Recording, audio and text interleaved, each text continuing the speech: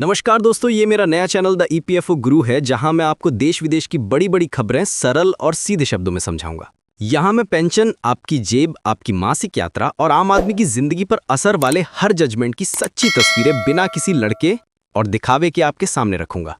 मेरा उद्देश्य है कि आम नागरिक तक सही, स्पष्ट और शैक्षणिक जानकारी हो। अगर आप मेरे ईमानदार और बेबाक नैतिकता पर भरोसा करते हैं और मेरा साथ देना चाहते हैं तो इस चैनल पेंशन वॉइस टीवी को अभी सब्सक्राइब कर लें और घंटी का बटन दबाएं ताकि कोई भी जरूरी वीडियो आपको मिस ना हो। तो देखें, वीडियो की शुरुआत करते हैं और आज पेंशन धारकों और कर्मचारियों के लिए जो महत्वपूर्ण अपडेट सामने आए हैं उनमें विस्तार से शामिल है। आज 2 दिसंबर है और आज का दिन देश के करीब 75 लाख से अधिक EPS 95 पेंशन धारकों के लिए बेहद अहम माना जा सकता है।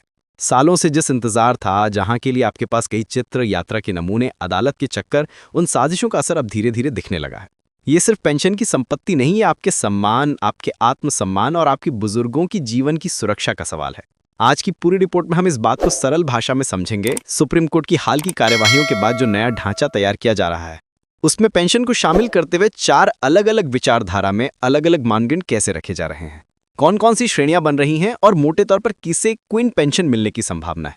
पेंशन वॉइस टीवी के कई सब्सक्राइबर पहले से ही ये सवाल पूछ रहे हैं कि मेरा पार्ट कौन सा बनेगा, मेरी सेवा कितने साल मांगेगी, मेरे ध्यान में हर महीने लगभग कितना आएगा। आज की स्टोरीग्राफी पर रोशनी डालेगी। सबसे पहले नीमा को यह समझ आया कि ये पूरी नई व्यवस्था सर्वोच्च न्यायालय का निर्णय है। आपके बहुत से दोस्त जानते हैं कि 4 नवंबर 2012 को सुप्रीम कोर्ट ने EPS 95 से जुड़े एक ऐतिहासिक मामले में फैसला सुनाया था। इस आदेश में उस सीमा वेतन वाली दीवार को चुनौती देने का रास्ता बनाया गया था, जिसके कारण पेंशन की गणना में बहुत कम वेतन पर रोक लगाई गई थी। ये निर्णय अचानक नहीं आया था। इसके पीछे मोटारों की लंबी लड़ाई, यूनियनों की मेहनत और पेंशन धारकों की ईंटों की जद्दोजहद थी। लेकिन फैसला आने के बाद भी कहानी खत्म नहीं हुई। EPFO की तरफ से लागू करने में देरी, तकनीकी समस्याएं, अलग अलग व्याख्याएं और संभावितों में देरी, इन सभी ने कई जगहों पर पेंशनरों की समस्याएं बताई और बढ़ा दी। नतीजा ये हुआ कि अलग अलग राज्यों से नई नई याचिकाएं फिर सुप्रीम कोर्ट तक अपील करती रहीं और धीरे धीरे इन मामलों की संख्या 40 से ज्यादा हो गए। ये सिर्फ वैदिक की गिनती नहीं थी, ये इस बात का संकेत था कि देश भर के पेंशन धारकों में गहरा असंतोष व्याप्त है। जब इस मामले में एक साथ बैठक हुई तो मुख्य न्यायाधीश DDO चंद्रचूड़ ने इस मुद्दे पर अपनी सहमति जताई और कहा कि 4 नवंबर 2012 को 3 जजों की बेंच ने मूल निर्णय लिया था। इसीलिए नई भर्तियों पर अंतिम निर्णय के लिए भी 3 सदस्यों की विशेष जांच होनी चाहिए। इसके बाद जस्टिस U ललित की प्रगति में एक नई बेंच बनी, जिसमें जस्टिस अनिरुद्ध बोस और जस्टिस सुधांशु ढोलिया शामिल रहे। संसद के बहस सत्र के दौरान इस बेंच ने EPS 95 से जुड़े सभी मामलों की संयुक्त सुनवाई शुरू की। कई दिनों तक दोनों पक्षों के वकीलों ने बहस की, हर नियम, हर संशोधन और हर सर्कुलर को बारीकी से देखा गया और फिर अपना निर्णय सुरक्षित रख लिया गया। अब सबसे अहम बात, इस पूरी प्रक्रिया से कोर्ट का मूल संदेश क्या निकला। सुप्रीम कोर्ट ने साफ साफ कहा कि पेंशन धारकों के साथ धारकों की स्थिति के आधार पर भेदभाव नहीं किया जा सकता है। केवल तारीख को आधार बनाकर किसी को लाभ देना और किसी को भी बाहर रखना न्यायसंगत नहीं है। यानी कोई कर्मचारी 2004 से पहले हटा हुआ हो, 2006 के बाद हटा हुआ हो या 2014 से पहले, सिर्फ तारीख के नाम पर उसे अलग अलग श्रेणी में बांट देना कोर्ट की नज़र में सही नहीं है। सुप्रीम कोर्ट ने सरकार और EPFO को यह संकेत भी दिया कि सभी पात्र EPS 95 पेंशन धारकों के लिए पेंशन और न्यूनतम गरिमा वाली पेंशन सुनिश्चित की जाए। इस संबंध में नोटिस जारी किया गया था कि सरकार और EPFO अपना अपना प्रस्तावित फॉर्मूला कोर्ट के सामने पेश कर सकें। यही वो जगह है जहां से 4 पार्ट वाले फॉर्मूले की चर्चा शुरू होती है। अब उन 4 सांस्कृतिक फॉर्मूलों को सरल भाषा में निहित किया गया है। एक बार फिर याद दिला दूं कि अंतिम आधिकारिक गजट अधिसूचना अभी सार्वजनिक नहीं हुई है, लेकिन जो खाका सामने आ रहा है वो कोर्ट के सक्स इंटीरियर बिल्डरों और इंजीनियरों पर आधारित है। इसी खाके में हम पार्ट 1, पार्ट 2, पार्ट 3 और पार्ट 4 के रूप में निहित हैं। सबसे पहले पार्ट 1। इस श्रेणी के उन पेंशन धारकों के लिए EPFO के अंतर्गत लगभग 10 साल या उनकी कम की पेंशन योग्य सेवा दी जाती है। यानी कि न्यूनतम पात्रता तो पूरी की, लेकिन किसी कारणवश बहुत लंबी सेवा नहीं मिल पाई। बंद हुई कंपनी, निजी रिटायरिंग, बीमारी या अन्य कारण से हो रही हो, मौजूदा व्यवस्था में इन साथियों की पेंशन में ज्यादातर 1000 रुपये की सीलिंग वेतन पर मिलती है।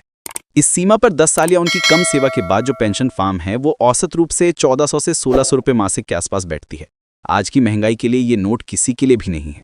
पार्ट 1 के लिए जो नई सोच बन रही है, उनका उद्देश्य ये है कि इस न्यूनतम स्तर को थोड़ा ऊपर उठाया जाए, ताकि जिन लोगों ने सीमित समय के लिए भी योगदान दिया है उन्हें भी कम से कम जीवन के आधार पर कोई मिल सके। रिजल्ट दस्तावेज अंतिम अधिसूचना के बाद ही सामने आएंगे, लेकिन दिशा यही है कि सबसे नीचे वाले स्तर में भी सुधार की जरूरत है। अब बात पार्ट 2 की। इस श्रेणी में वो पेंशन धारक आते हैं जो पेंशन योग्य सेवा लगभग 15 से 25 साल के बीच में है। यानी कि 2 दशक से अधिक समय तक लगातार योगदान दिया, लेकिन 30-35 साल की लंबी अवधि यूएसए तक नहीं पहुंची। यहां भी गणना का आधार अवलोकन 1000 वेतन सीलिंग मानी जा रही है, जब तक कि किसी ने अलग से हायर पेंशन पद ना चुना हो। प्रारंभिक अनुमान के अनुसार यदि किसी पेंशन धारक की सेवा लगभग 15 वर्ष की है तो उसकी पेंशन 3000 से 3500 रुपये के आसपास हो सकती है। 20 साल वाले सर्विस वालों के लिए ये लेवल 4000 से 4500 रुपये एमएच तक पहुंच सकता है और 25 साल वाले सर्विस वालों के लिए 5000 से 6000 एमएच तक पहुंच सकती है। ये लेवल पार्ट 1 का प्लांट निश्चित रूप से बेहतर है, लेकिन लागत प्रभावी और अनुलेख की देखते ही देखते इससे गुजराता से भी आराम नहीं मिल सका। अब आते हैं सबसे ज्यादा चर्चा वाले पार्ट 3 पर। इस श्रेणी में वो पेंशन धारक शामिल होंगे जिनकी उम्र 30 वर्ष या उससे अधिक होगी, खासकर 30 से 35 साल और आगे तक। इन साथियों ने अपना लगभग पूरा वर्क को एक्टिव जीवन ईपीएफओ सिस्टम के तहत पूरा किया है और सबसे ज्यादा संस्थानों से ये मांग उठती रही है कि उन्हें न्यूनतम 7500 बकाया बैच के फॉर्मूले पर पेंशन दी जाएगी।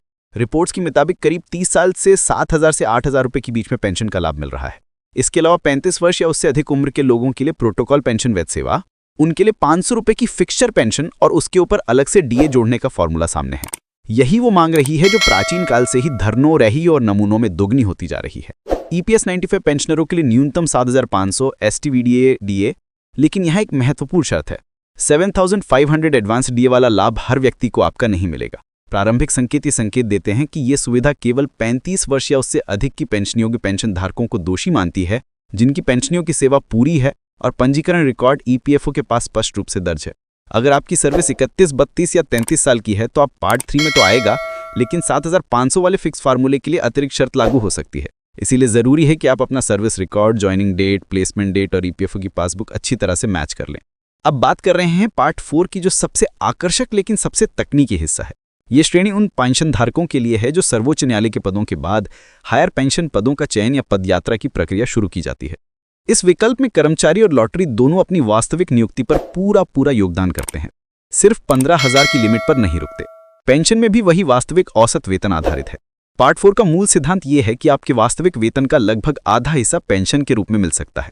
उदाहरण के लिए यदि किसी पेंशन धारक ने 35 वर्ष तक अंशदान किया है और उसकी औसत वेतन सीमा 23,000 रुपये है, तो उसके लिए लगभग 11,000 से 13,000 रुपये तक की पेंशन का अनुमान है। यदि औसत वेतन 25,000 रुपये रही तो पेंशन 12,000 से 13,000 रुपये के बीच, 50,000 औसत वेतन पर लगभग 24 से 25,000 और 70 औसत वेतन पर करीब 34 से 35,000 मासिक पेंशन की संभावना है। यहाँ प्रमाणिक यह है कि हायर पेंशन नियुक्ति सही तरीके से चुनी गई हो और सभी योगदान नियमित रूप से जमा किए गए हो। हेमती गाय।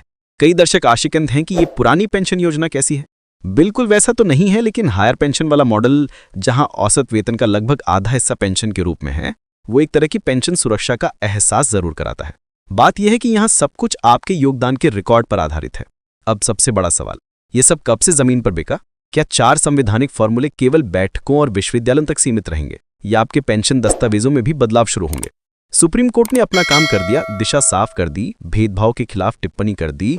अब बारी सरकार और ईपीएफओ की। वे अंतिम सर्कुलर कब रिलीज होती हैं, इसे किस तारीख से लागू किया जाता है और अगर पेंशन में बढ़ोतरी होती है तो एरियर किस तरह दिया जाएगा? अभी तक जो जानकारी है वो कोर्ट की रिकॉर्डिंग, इंटरनल मसौदों और मीडिया मनोचिकित्सा पर आधारित है। आधिकारिक गजट अधिसूचना आने के बाद ही साफ साफ लिखा आएगा कि किस श्रेणी को किस तिथि से कितना लाभ मिलेगा। वैसे ये समय अफवाहों पर विश्वास करने का नहीं, बल्कि अपने दस्तावेज और सही जानकारी पर नजर रखने का है। द ईपीएफ गुरु के सब्सक्राइबर्स से एक खास बात, आपका सबसे जरूरी काम इस समय यह है कि अपना सारा रिकॉर्ड सुरक्षित करना। आपकी सेवा, पीडीएफ, ईपीएफ फ्लोरिडा की ओर से जमा किए गए योगदान की विस्तृत जानकारी और सदस्यता की तारीखें, सब कुछ स्पष्ट रूप से नोट कर लें। यदि आपने हायर पेंशन के लिए आवेदन किया है तो उसकी रजिस्ट्री, पेंशन या एक्नॉलेजमेंट भी सुरक्षित रखें। जब भी नया सर्कुलर आएगा, वास्तविक गणना पेपरों के आधार पर होगी। साथ ही सावधान रहें, जब भी पेंशन से जुड़ी कोई बड़ी खबर आती है तो कुछ लोग इसे कमाई का साधन बना लेते हैं। किसी प्रपत्र के नाम पर पैसे की मांग की जाती है, किसी विशेष सलाह के नाम पर बुजुर्ग पेंशन धारकों से शुल्क वसूली की कोशिश की जाती है। याद रखें, आपकी पेंशन आपका अधिकार है। इसे पाने के लिए आपको किसी बिचौलिए को पैसे देने की जरूरत नहीं है। यदि तकनीकी को मदद मिलनी चाहिए तो विशेष केंद्र, सलाहकार या आधिकारिक निदेशकों की मदद लें, लेकिन किसी पर भी आंख बंद कर भरोसा ना करें। अब पूरी बात को एक बार संक्षेप में शामिल कर लें, ताकि जो दोस्त पहली बार ये वीडियो देख रहे हैं और जो हमारे पुराने सब्सक्राइबर हैं, दोनों की तस्वीरें साफ हो जाएं। प्रथम, सर्वोच्च न्यायालय ने साफ कर दिया है कि किस्त की तारीख के आधार पर भेदभाव नहीं किया जाएगा। सभी पात्र ईपीएस 95 पेंशन धारकों के लिए पेंशन सुनिश्चित करना होगा। प्रस्तावित दूसरी व्यवस्था के तहत पेंशन को ब्रॉडली 4 पार्ट में देखा जा रहा है। पार्ट 1 10 साल या कम सेवा, पार्ट 2 15 से 25 साल सेवा, पार्ट 3 30 से 35 साल और उनकी अधिक सेवा, जहां 7,500 एडवांटेज डीए की चर्चा है। और पार्ट 4 हायर पेंशन यात्री के पद के लिए सम्मानजनक नौकरी की लगभग आधी पेंशन का मॉडल है। तीसरा, अंतिम निर्णय दस्तावेज और कार्यान्वयन की तारीखें सरकार और ईपीएफओ की आधिकारिक अधिसूचना के साथ ही स्पष्ट है। अन्य वैज्ञानिक रहिए, शंकालु नहीं। आपने दशकों तक इस देश की सेवा की है, फैक्ट्रियों में, गोदामों में, सरकारी और निजी गोदामों में, हर जगह अपनी मेहनत और खाना दिया है। अब बुढ़ापे में इतना तो आपका हक है कि दवा, फैक्ट्री, बिजली, पानी और स्थिरता के लिए आपको किसी के सामने हाथ ना फैलाना पड़े। यही वजह है कि इस चैनल पर हम पेंशन से जुड़ी हर बड़ी जानकारी आपको शांत, स्पष्ट और आसान तरीकों से देने की कोशिश कर रहे हैं। अगर आप चाहते हैं कि आगे भी EPS 95, पुरानी पेंशन, नई पेंशन, पेंशन और आपकी जेब पर लागू हर बड़े फैसले की सच्ची तस्वीर आप तक समय पर पहुंच रहे, तो पेंशन वॉइस टीवी को सब्सक्राइब जरूर करें। जो दोस्त पहले से सब्सक्राइबर हैं उनके दिल से धन्यवाद, क्योंकि आपका विश्वास ही इसी गहराई वाली तस्वीर लेने की सबसे बड़ी ताकत है। 2 शब्दों के साथ सभी EPS 95 पेंशन धारकों के संघर्ष को सलाम, आपके साहस को प्रणाम और आपके सुरक्षित भविष्य की शुभकामनाओं के साथ इस वीडियो को खत्म किया जा रहा है। धन्यवाद। अपनी निजी पेंशन धारकों तक की जानकारी अवश्य पहुंचाएं। धन्यवाद।